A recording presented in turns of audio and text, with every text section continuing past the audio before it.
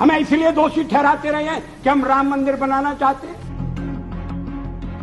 370 हम खत्म करने की बात कर रहे हैं। हम देश की एकता कैसे कायम रखेंगे? और हम अगर कहते हैं कि नहीं, ये हमारे इस समय के कार्यक्रम में नहीं है। हाँ, इस समय का इसलिए कि हमें बहुमत नहीं है। राष्ट्रपति के अभिभाषण में राम मंदिर की चर्चा नहीं है, 370 धारा समाप्त करने का उल्लेख नहीं है, और शादी ब्याह के समान कानून बनाने के बारे में भी जिक्र नहीं है। आपने स्वदेशी का भी परित्याग कर दिया, और ये बातें इस तरह से कही गई हैं जैसे ये बातें कहने वाले हमारे इस परित्याग से बड़े दुखी हैं। वो तो इन बातों की आलोचना करते रहे हैं। हमें इसलिए दोषी ठहराते रहे हैं कि हम राम मंदिर बनाना चाहते हैं।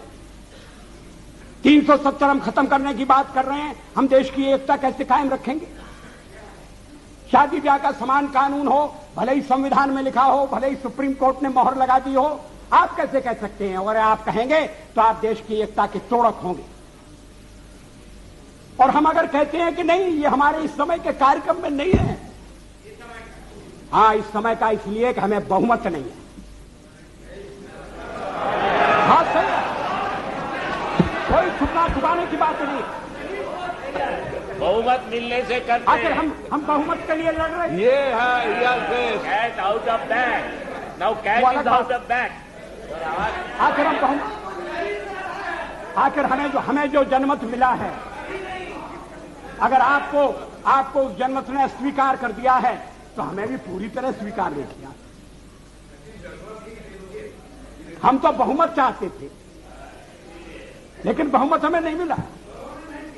अब हम सबसे बड़े दल के रूप में उभरे हैं, तो हमारा प्रयास है कि कोई आम सहमति से कोई चीज बने, कोई चीज चले। और मैं चाहता हूं ये परंपरा बनी रहे, ये प्रकृति बनी रहे।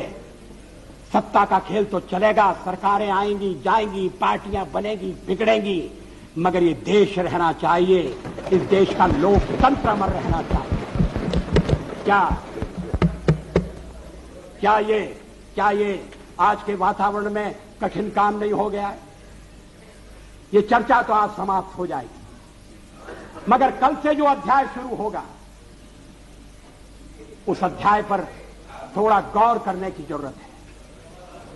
ये कटुता बढ़ना नहीं चाहिए। हमसे जुड़े रहने के लिए हमारे YouTube चैनल को सब्सक्राइब करें और नई वीडियो की नोटिफिकेशन के लिए बेल आइकॉन को दबाएं। अगर आप ये वीडियो Facebook पर देख रहे हैं तो लाइक जरूर करें और ज्यादा से ज्यादा शेयर करें। धन्यवाद।